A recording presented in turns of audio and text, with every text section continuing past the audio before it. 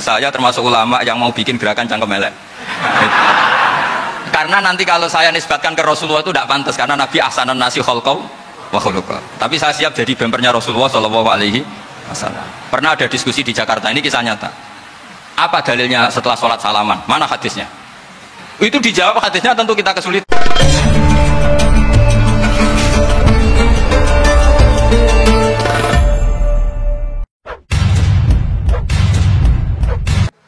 Assalamualaikum warahmatullahi wabarakatuh. Bismillahirrahmanirrahim. Allahumma sholli wa sallim ala sayyidina Muhammadin wa ala alihi washabbihi ajmain. Amma ba'du. Sedanten ingkang kula hormati, wabil khusus teman bapak kula Kiai Haji Agus Ali Masyuri. Beberapa kiai yang tanpa ngurangi rasa hormat, saya hormati semua. Ini ada beberapa Gus. Ini saya ngaji insyaallah seperempat jam. Seperempat jam nanti yang menghisap Gus Kausar berapa Gus? 10 menit. 10 menit. Begini, sebetulnya saya membela semua umat Islam itu ahlul jannah, karena saya ini ibarat marketing. Kalau orang Kristiani itu kan setiap orang mati sudah tenang bersama Bapak di surga. Jadi kampanye itu menarik sekali. Sementara kita sudah kiai, sudah imam masjid, sudah ulama, masih saja dikhawatirkan su'ul khotimah. Ini kalau kampanye ini tidak imbang, ini nanti saya takut kalah. Makanya saya bilang pokoknya semua orang mukmin itu ahlul jannah. Karena memang asli hadisnya seperti itu, man qala la ilaha illallah dakhalal jannah. Bahwa kemudian ada beberapa kiai yang mungkin wataknya itu pesimis, kemudian bikin sekian aturan-aturan yang sebetulnya itu cerminan dari pesimisnya. Terus akan-akan masuk surga itu susahnya bukan main. Nah itu saya tidak setuju, karena tadi pasti kalah dengan kampanye sebelah yang setiap orang mati dibilang sudah tenang bersama Bapak apa? Di surga. Jadi ini penting. Terus kedua saya bilang agama ini sudah begitu baik. Masa kunci surga sudah dibocorkan, miftahul jannah la ilaha illallah. Masa sudah pegang kuncinya nggak jadi masuk surga, itu kan aneh. Ya sudah masuk saja, tapi tidak usah minta bantuan saya, masuk aja, kan sudah pegang kuncinya. Terus ketiga, kenangan terburuk saya ketika jadi kiai itu gini, saya ada beberapa guru SD datang ke saya. Ini agak-agak masalah besar. Gus, boleh enggak buka ujian nasional yang masih disegel? Semua guru bilang enggak boleh, itu kriminal kan. Ada satu guru yang bikin analogi agak kacau. Boleh saja. Wong ujian di kuburan saja dibocorkan para kiai enggak apa-apa. Itu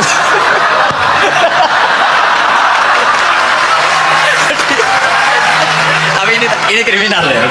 Perhatian kepada kiai, nggak boleh memukul pemateri.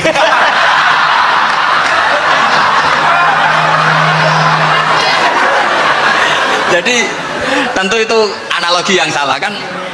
Marrobuka kan, Tuhan kamu siapa, nabi kamu. Tuhan kamu siapa, nabi kamu siapa, imam kamu siapa. Ini kan sudah dibocorkan oleh para kiai. Artinya apa? Nak raiso jawab kebablasan gitu. Terus guru ini berpikir, kalau ujian akhirat sekrusial itu saja bisa dibocorkan, kenapa ujian nasional tidak boleh? Tentu ini kias yang salah, saya ada ngajari seperti itu. Tapi saya ngajari ke kalian betapa mudahnya masuk surga. Kunci jawaban sudah dikasih, kunci pintu masuk sudah dikasih. Kok sampai tidak masuk, ini kebablasan. Paling salah gurunya. Jadi ini kenapa saya sering cerita orang mukmin semuanya itu min ahlil jannah, itu saya jamin. Sama tidak usah takut su'ul khotimah, tidak usah takut berlebihan seperti itu. Karena setahu saya, setidaknya saya mewakili ulama zaman ini, rata-rata guru kita ini bermadhab Syadzili dalam berkeyakinan berpikir tentang Allah. Di antara ini yang mulai saya ngomong serius, supaya tadi kan guyonannya sudah diambil Gus Reza sama Gus Kausar. Saya tahu kenapa mereka guyon, kalau ngomong serius takut kalah sama saya.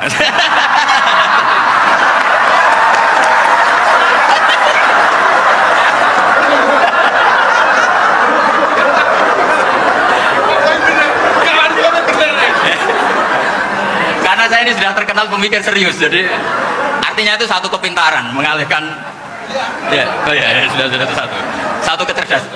Tidak hanya ngalim tapi betul cerdas. Jadi itu bukti beliau ini cerdas itu. Saya berpikir begini, ini madhab Syadzili, kita semua tentu Syadzili karena kita semua ngaji kitab hikam. Kita tahu kitab hikam itu muridnya Abul Abbas Al-Mursi, Abul Abbas Al-Mursi muridnya Syekh Abil Hasan apa? Asy-Syadzili. Saya masih ingat betul makalah itu dan saya ulang-ulang setiap saya ngajar di sarang saya ajarkan itu. Kilali, kata Abul Hasan Asy-Syadzili, saya pernah dapat hatif, dapat semacam ilham. Apa makna min syarril waswasil khannas? Itu kata beliau dijawab oleh Hatif itu. Hatif itu nggak perlu diterjemah tadi ada karena tadi diajarin itu.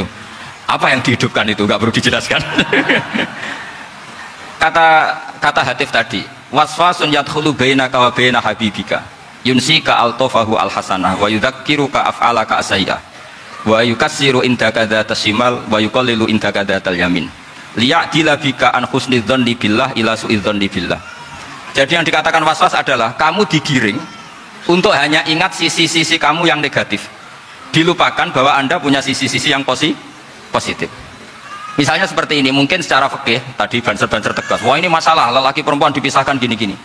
Tapi kenapa Ghazali bilang ya sudah gini gak apa-apa. Sebetulnya ada rukhsah. Rukhsah itu karena ini di depan umum. Yang paling pantangan Nabi itu layak luwana rojulun bimro'atin. Ini ada yang menjaminnya gitu. Malah khawatir saya di sini dipisah tapi setelah berduaan nggak bisa. Jadi toleransinya karena ini di depan umum. Itu masih ada toleransinya. Layak luwana rojulun bimro'atin. Begitu juga ketika kita dosa, misalnya kita dosa. Orang Islam setiap dosa itu pasti ingat salahnya, terus kemudian istighfar. Dan ketika satu kebaikan dibandingkan keburukan, itu kata semua ulama, karena sayi'ah itu bernilai 1, kebaikan bernilai apa? 10. Itu masih surplus berapa? 9. Jadi itu cara berpikir Abul Hasan Asy'adzili.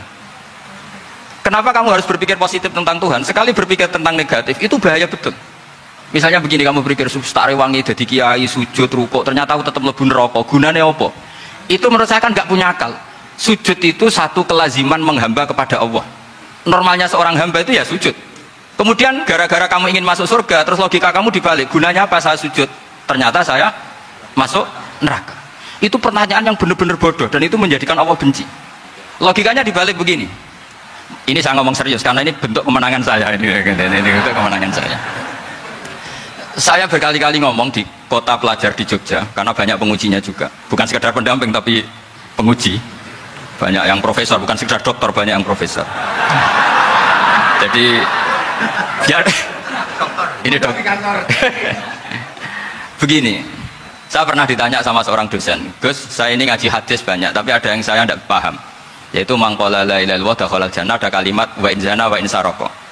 Meskipun pernah zina, pernah maling. Ini kan seakan-akan mentoleransi perzinaan dan pemalingan. Terus saya bilang, oh makna hadis itu seperti ini. Jadi kebenaran absolut, kebenaran yang mutlak itu tidak akan terganggu oleh status perilaku seseorang. Saya berkali-kali memberi contoh. Orang yang ditangkap KPK akan bilang 1 tambah 1 2. KPK-nya juga bilang 2. Rivalitas dalam politik, Pak Prabowo ya bilang 2, Pak Jokowi juga bilang 2. Orang yang zaniyah, yang lonte pun akan bilang 2. Muftinya juga bilang 2. Ketua MUI-nya juga bilang 2. Artinya gini, kebenaran yang absolut adalah kebenaran yang siapapun akan meyakini seperti itu. Seperti 1 ditambah 1 2. Kamu punya musuh bilang 2. Kalau ibu-ibu ini punya maru ya marunya bilang 2 tadi tambah mama. Nggak tahu saya terjemahnya apa tadi. Nah, kebenaran yang absolut itu kebenaran yang siapapun pasti mengakui. Dan uniknya begini, saya kalau saya pernah ngaji acara himmah, acara pondok sarang di Demak. Kalau kamu bilang 1 ditambah 1 menjadi 2, untuk mengatakan 2 itu kamu butuh hadiah enggak? Mereka semua jawab enggak. Kita semua juga saja mengatakan tembok itu putih. Kenapa? Karena memang putih. Kita mengatakan 1 tambah 1 2 karena memang kita tanpa presentasi dapat hadiah, dapat penghormatan. Kenapa untuk mengatakan Allah itu Tuhan kita butuh surga? Memangnya kalau tidak ada surga Allah tidak jadi Tuhan? Ini problem orang soleh-soleh yang terlalu pesimis. Makanya nanti orang-orang soleh itu masuk surganya berat. Tapi kalau orang alim lebih gampang kira-kira seperti itu. Iya, karena kan imannya lebih bagus. Dalam hadis qudsi Allah ini yang dibeli orang-orang soleh. Laulam akhluk jannatan wala naron alam akun ahlan an uto'ah, dalam hadis qudsi itu. Kalau saja saya tidak menciptakan surga dan neraka, apa saya tidak jadi Tuhan yang perlu ditaati? Apa kalau kamu tidak saya kasih uang 1 juta terus bilang 1 tambah 1 11? Enggak kan? Tetap bilang berapa? 2. Kalau kebenaran absolut yang 1 tambah 1 kamu bilang 2 meskipun tanpa mendapat hadiah. Kenapa untuk bilang Allah Tuhan kamu butuh hadiah surga? Itu kan serai ikhlas plus. Makanya saya terus mengajarkan ikhlas. Ikhlas itu bisa dilatih dengan akal, dengan pikiran, bil ilmi lah. Harus dilatih. Nah di sini ini momen atau makna yang mestinya harus difahami wa inzana, bahwa kalimat ini sah meskipun dilafatkan seorang yang pernah zina. Sama seperti 1 tambah 1 2 sah, diucapkan siapa saja sah. Dan siapapun akan mengucapkan itu secara ikhlas. Ini penting saya utarakan. Sehingga setelah ada firqah-firqah takfiri yang mengatakan orang megang keris itu syirik, ke kuburan syirik, ini syirik. Itu salah besar. Salahnya adalah tadi kalimat-kalimat atau kebenaran-kebenaran absolut ini sudah jadi sibghah tawaman ahsanu minallahi sibghah. Kalimat ini begitu absolut di hatinya orang mukmin. Sehingga ketika terganggu oleh hal-hal yang adat istiadat kayak pegang keris kayak apa, ini tidak mengganggu. Tetap kualitas iman ini di atas keyakinan adat membawa apa keris. Kalau orang membawa keris menjadi syirik karena percaya sama makhluk. Orang misalnya kejawen kalau nggak bawa keris nggak nyaman. Orang kota itu kalau nggak bawa ATM juga nggak nyaman. Itu tidak dihukumi syirik. Kamu pergi lupa bawa HP nyaman enggak? Enggak, kenapa enggak dihukumi syirik?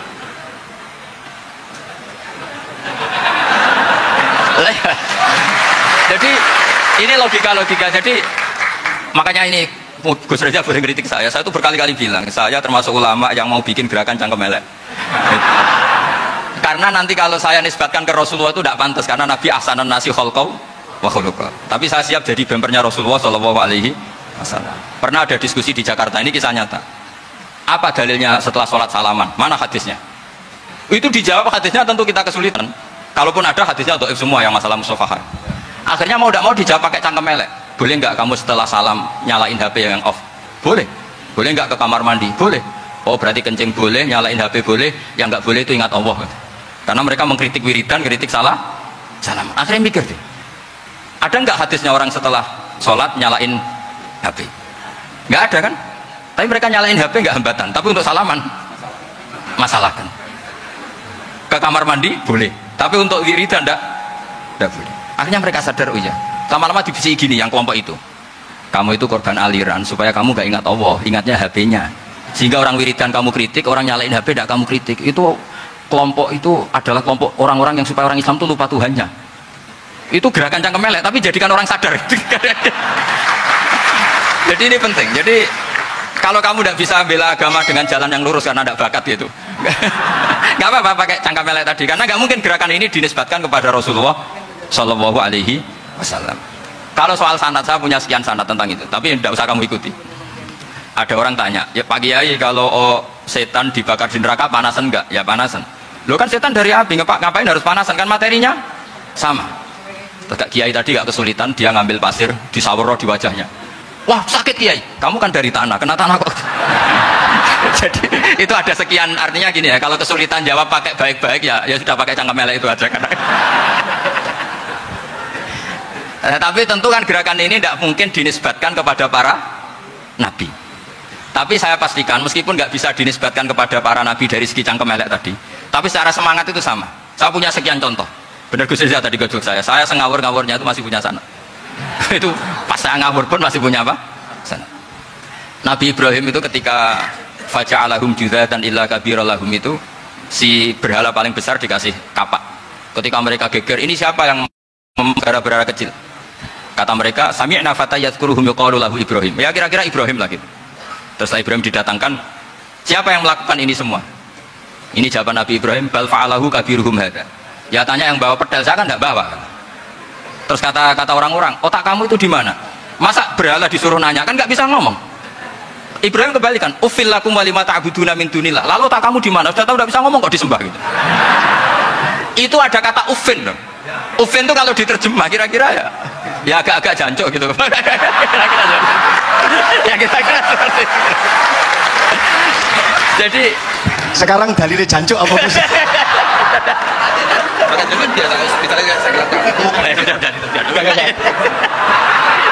Gimana? Jancuk itu dari daksu, dak tinggalkanlah suan perkara sing elek. Krono ilate wong Surabaya kakean rawon akhirnya ngomongnya jancuk.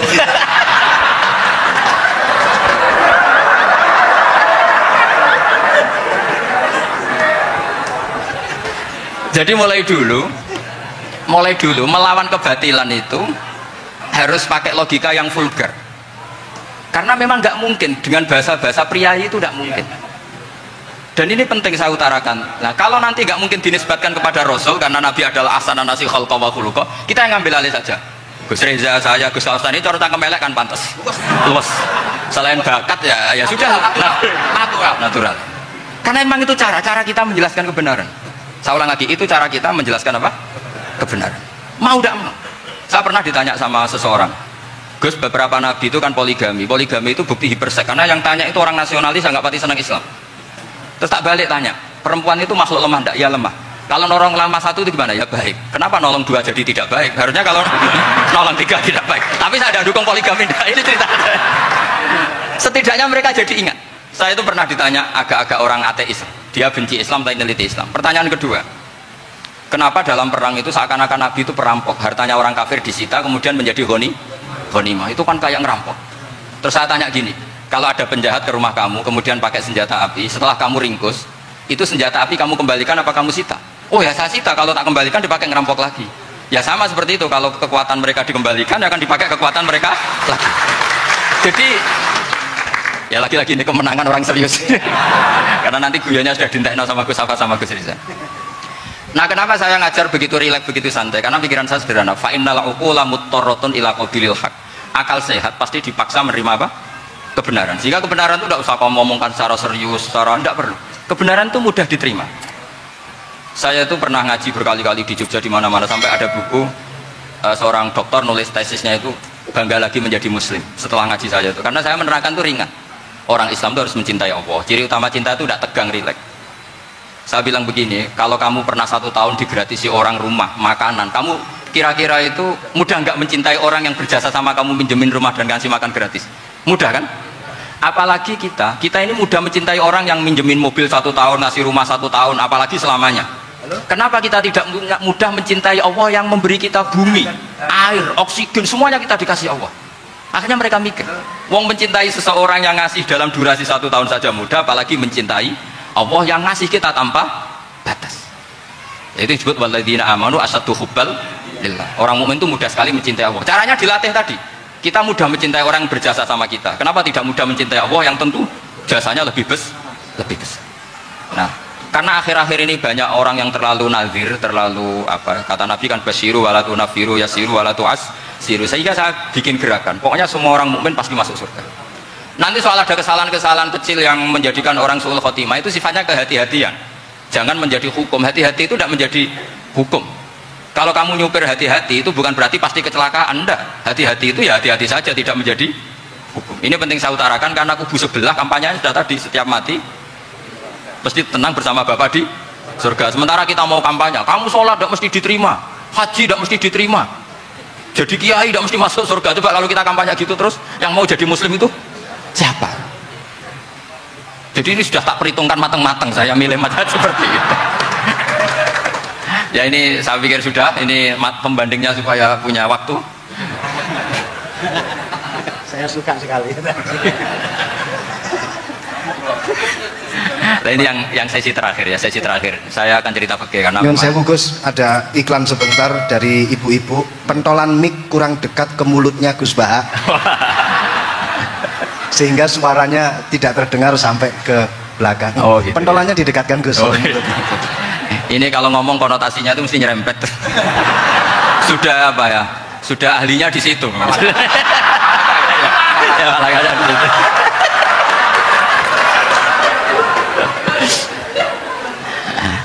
Dalam sesi terakhir saya cerita pentingnya pembanding. Imam Rafi'i itu yang ngarang kitab Muharrar. Kitab Muharrar ini adalah ringkasan dari kitab Al-Wasit. Al-Wasit itu karangannya Imam Ghazali. Al-Wasit sendiri ini khas ngaji NU, karena NU maknanya Nahdlatul Ulama, gerakan para ulama. Jadi kalau nggak ngerti alim-alim seperti itu ya ada NU. Sebenarnya sampai itu pasnya Nahdlatul Ummah, gerakan umat.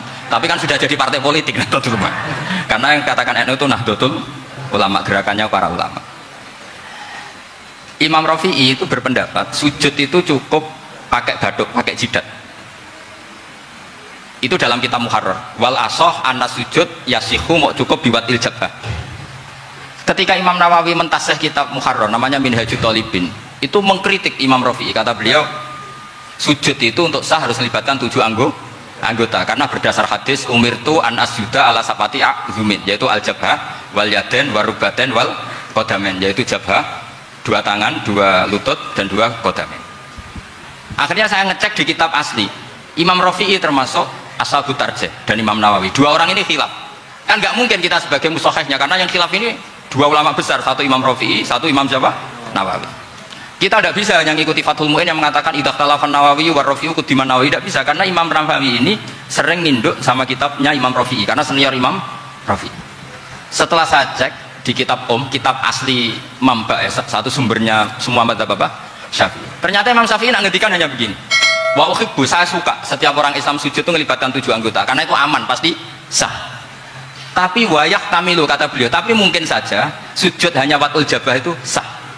Kenapa kata Imam Syafi'i? Liqaulihi sallallahu alaihi wasallam atau li du'aihi sallallahu alaihi wasallam fi sujud sajadalaka wajhi wa sam'i wa basari.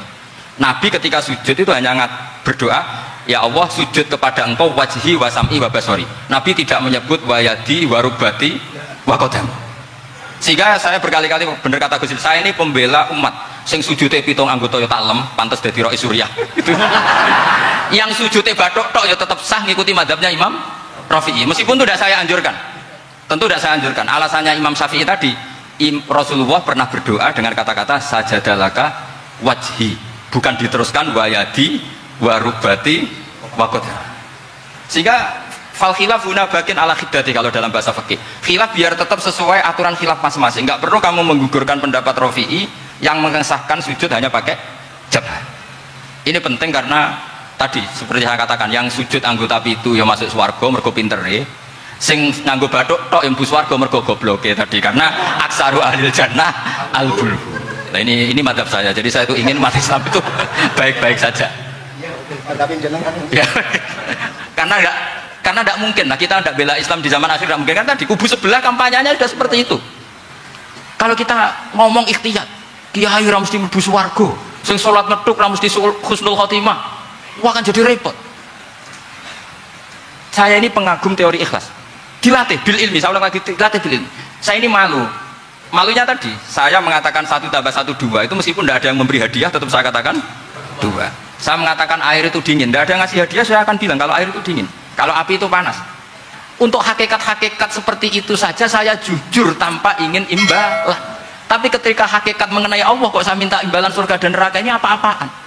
Kira-kira gitu lah, Rois Suriah macam apa gitu.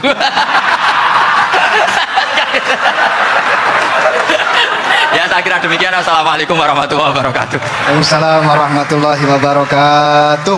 Alhamdulillah, baru kali ini ada seminar yang dikritik terus sama pemateri itu pendampingnya. Mestinya pembandingnya. Tapi luar biasa para milenial semuanya, Masya Allah, terlihat wajah-wajah surga di majelis ini. Walaupun toh yang hadir tidak semuanya milenial, ada post milenial juga di sini. Ada yang Gus dan juga ada yang Kiai. Kalau Gus biasanya kan masih bisa tolah-toleh, kalau Kiai harus fokus. Tapi yang paling fleksibel di PWNU Jawa Timur, yang paling enak itu adalah beliau, Kiai Haji Agus Ali Mazhuri. Enaknya pripun? Dadi Kiai ya iso, dadi Gus ya iso. Itu posisinya paling enak di antara pengurus-pengurus yang lain. Tepuk tangan untuk beliau, nggak apa-apa. Langsung saya buka pertanyaan, yang ditanya 2 orang, jangan pendampingnya. Yang ditanya 2 orang. Kalau enggak Gus Bahak, Gus Kausar. Saya hitung sampai 10, enggak ada pertanyaan, kita tutup dengan doa. 1, 10. Ada yang 2 mawon nggih, pertanyaannya 2. 1, monggo. Yang perempuan, saya ingin yang perempuan, monggo. Sudah 2, silakan.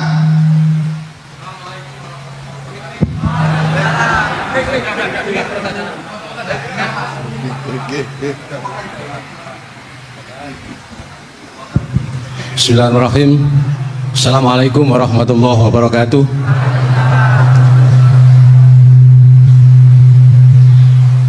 Yang saya ingin tanyakan kepada Gus Bahak, saya itu sering ngaji lewat YouTube panjenengan Gus.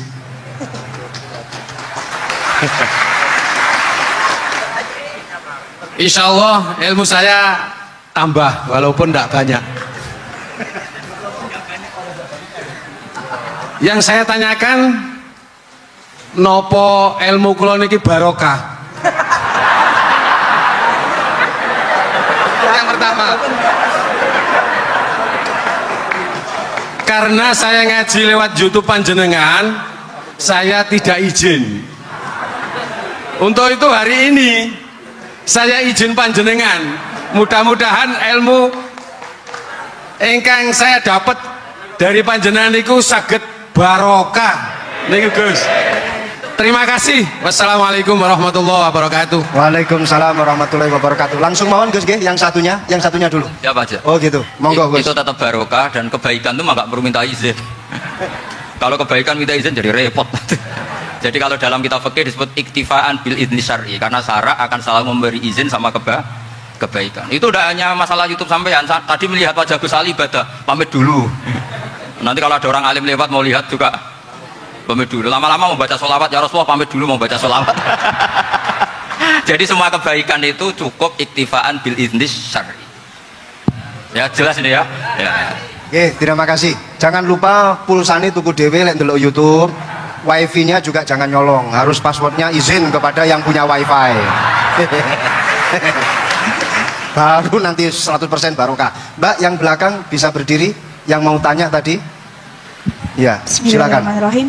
Assalamualaikum warahmatullahi wabarakatuh.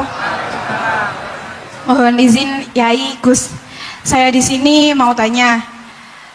Selain sebagai pelajar santri, saya juga sebagai seorang mahasiswi di salah satu universitas di Surabaya. Yang saya tanyakan sebagai pemuda milenial, kita semua tahu bagaimana keadaan demokrasi negara Indonesia saat ini. Yang saya tanyakan bentuk dari hubul waton minal iman. Hubul waton di sini, bolehkah saya sebagai seorang mahasiswi menyuarakan pendapat saya, berjuang bentuk ijtihad demi keadilan berupa demonstrasi?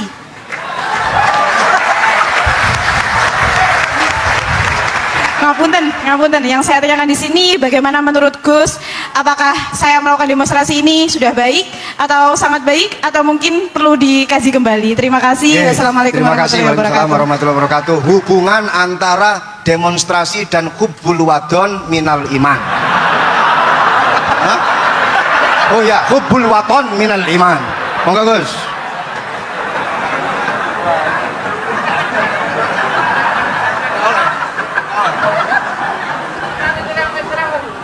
Ini benar-benar ahli begini kan, demonstrasi itu kan makna pokoknya itu kan apa, memperlihatkan. Makanya demonstrasi kekuatan maknanya ya show, ya memperlihatkan satu apa, kekuatan. Sehingga kalau dalam Islam itu ya fleksibel, asal itu tidak merugikan orang lain, tidak anarkis, tidak mandorot bagi kelompok lain, tentu boleh. Bahkan kalau tidak apa, menyuarakan suara kita tentu dengan cara-cara yang tetap Islami ya, itu malah kita disalahkan karena berarti tidak ikut bertanggung jawab terhadap proses bernegara. Tapi tentu disuarakan secara konstitusional dan secara baik. Kemarin pas demo di Jogja yang ramai itu masalah rancangan KUHP itu, rektor UI juga ketemu saya, pamit Gus mau demo aja. Ya tapi yang baik dan sopan kan. Karena begini ya, di Quran itu ada ayat walau la dafu'in nasa qa'adahum bi ba'dil fasadatil ard. Jadi kekuatan manapun itu harus dikontrol. Tentu kontrol itu macam-macam. Tapi tentu saya ulang lagi, jangan anarkis, jangan melakukan sesuatu yang kontraproduktif. Jadi menurut saya pernah ditanya, Gus kalau pemerintah itu didukung 90% rakyatnya bagus enggak? Ya bagus, berarti presidennya hebat, didukung mayoritas rakyat. Kalau hanya 55 ya bagus, presidennya biar tahu, biar hati-hati karena dipilih separuh lebih sedikit gitu. Lah kok bagus semua? Ya emang harapan kita sama Allah semuanya baik semua, kata saya gitu. Jadi susahnya apa sih kita melihat sesuatu itu, asal agama ini kan gampang, asal tidak maksiat itu baik. Asal gak maksiat itu baik. Makhuyira Rasulullah bina amroini lakhtaro aisarohuma malam yakun isman. Jadi demo itu bukan, nah kalau demo yang diharamkan sebagian fatwanya ulama tentu yang maknanya yang anarkis. Kalau yang dihalalkan tentu maknanya yang tertib. Itu biasa dalam hukum fikih. Rasulullah ngendikan A, mahmalnya seperti ini. Rasulullah ngendikan B, mahmalnya seperti ini. Karena kadang ngendikanin Nabi cara zahir itu berlawanan. Misalnya Nabi ditanya, amal paling baik apa ya Rasulullah? Nyaur utang gitu. Karena biasa yang ngemplang mungkin yang tanya itu tukang. Tapi kadang Nabi jawab birrul walidain, kadang jawab as-sholat di awali waktiha. Karena penanyanya ini beda. Cinta pun nggak tahu sholat. Gimana? Cinta pun nggak tahu sholat. Ya, cinta kok tahu sholat kata beliau. Kan gitu. Jadi ini penting saya utarakan karena zaman Nabi itu ya biasa Nabi misalnya ngendikan sesuatu itu. Terus ada juga sahabat yang memperlihatkan pendapatnya, tapi tidak niat bantah. Masyhur itu dalam tarikh. Saya beri contoh yang masyhur. Nabi pernah sholat duhur itu 2 rakaat. Sebagian riwayat mengatakan asar, tapi yang lebih kuat itu duhur. Setelah 2 rakaat Nabi sholat, itu akabiri sahabat papan atas itu tidak ada yang ngendikan karena mereka sopan semua, tahu etika. Setelah Nabi pulang sudah dekat pintu, ada sahabat yang berdiri. Ya Rasulullah, aku siroti sholatu amnasita. Ini sholat model kosor apa engkau lupa? Tapi sahabat yang nggak tanya ini niatnya malah lebih agak-agak buruk. Baguslah kalau sholat terbaru 2, berarti besok ya 2. Karena pakai teori nasah mansuh, berarti hukum itu pakai yang terbaru. Jadi gayanya tidak tanya, tapi lebih sama mungkin yang setuju undang-undang tadi ya tentang rumah tangga, kalau istri gak mau dikumpuli tetap dipaksa, nanti suaminya bisa dilaporkan ke pengadilan gitu. Saya pasti mikir saya bukan masalah pengadilannya, pasti istrinya cantik. Kalau jelek kan gak mungkin dipaksa. Ini ketularan ya. Jadi saya cara berpikir tuh jadi tak pikir lucunya saja, bukan pikir serius. Ketularan ya, sudah ketularan ya. Karena keburukan itu mudah nular. Akhirnya Nabi kembali lagi, enggak, kullu dzalika lam yakun, semua itu tidak terjadi. Tapi Nabi sebagai orang yang sangat, ya sebenarnya nggak boleh dibahasakan sangat demokratis, sangat bijak. Nabi kembali lagi ke mimbar terus tanya, ahakun maqalahu dzulyaten, apa betul yang dikatakan dzulyaten tadi? Kata sahabat semua, betul ya Rasulullah, tadi engkau sholat hanya 2 rakaat. Nabi kemudian takbir lagi, meneruskan 2 rakaat terus salam. Artinya kalau demonstrasi itu dengan makna mengutarakan pendapat dengan cara yang dijamin konstitusi, ya itu kan normal-normal saja, nggak ada masalah. Saya pernah dari Reno Bapak, itu ada pertanyaan yang benar-benar mengusik saya. Ada orang miskin datang ke Bapak, Pak Yai, jadi wong melarat ora enak. Bacanya ya wis suwe dadi melarat ora enak. Itu pas Ramadan. Kenapa kata Bapak? Bapak saya itu teman akrabnya Gus Ali, senengane ya guyon, mau meninggal aja masih guyon. Bapak itu guyon terus. Kenapa ya? Sudah puasa nggak makan, buruh orang macul itu kan berat. Mau istirahat nggak boleh karena buruh orang. Enak jadi wong sugih puasa diam di rumah gini-gini terus kata bapak saya gini, enak wong larat. Jadi wong sugih nak puasa berat. Kok sakit ya? Esok mangan pecel, awan rawon, enggak sore sidik sate. Jadi yang harus ditinggalkan itu banyak. Nah sampean kan biasa meninggalkan itu semua. Semenjak itu dia, oh iya, nak ngono podo-podo abot. Jadi hasutnya pada orang kaya terus nggak ada. Nah ini pentingnya ilmu, jadi pentingnya berdamping tadi. Setelah diberi jelasan, oh maturoni ternyata podo-podo abot gitu.